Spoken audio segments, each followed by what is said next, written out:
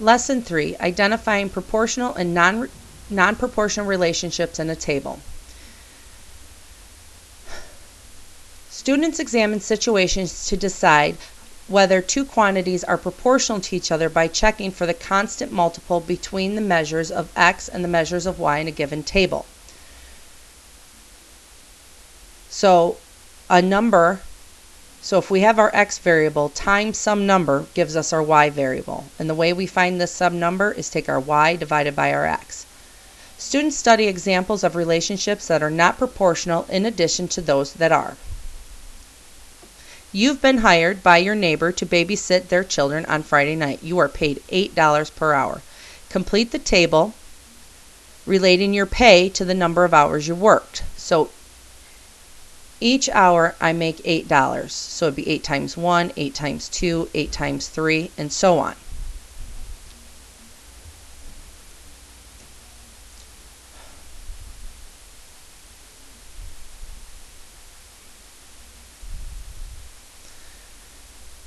So 8 times 1 is 8, 8 times 2 is 16, 8 times 3 is 24, and so on.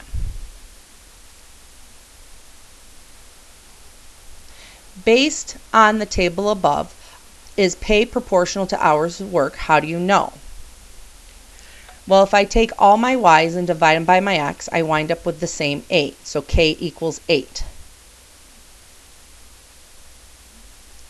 Yes, the pay is proportional to the hours worked because every ratio of the amount of pay to the number of hours worked is the same. The ratio is 8 to 1. And every measure of hours worked multiplied by 8 will result in the corresponding measure of pay.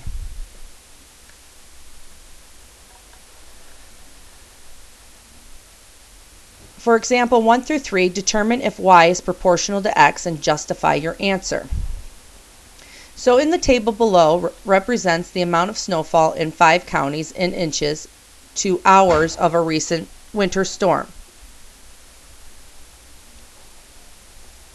So if I take 10 divided by 2, I get 5. 12 divided by 6 is 2. 18 divided by 8 is, 16 divided by 8 is 2.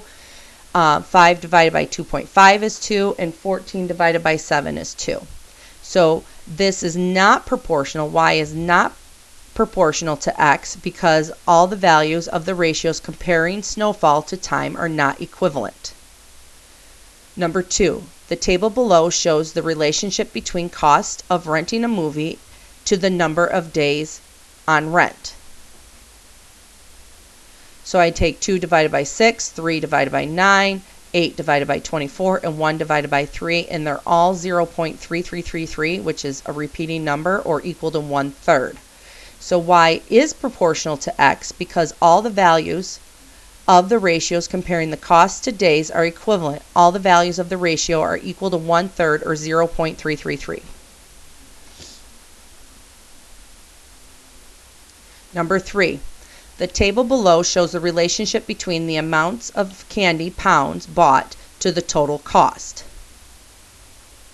So 10 divided by 5, 8 divided by 4, 12 divided by 6, 16 divided by 8, and 20 divided by 10 all equal the same 2.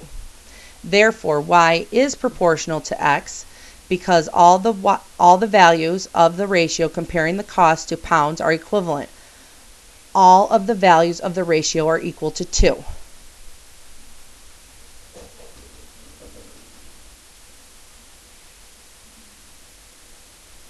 Randy is planning to drive from New Jersey to Florida. Randy recorded the distance traveled to the number of gallons used every time he stopped for gas. Assume miles driven is proportional to gallons consumed in order to complete the table.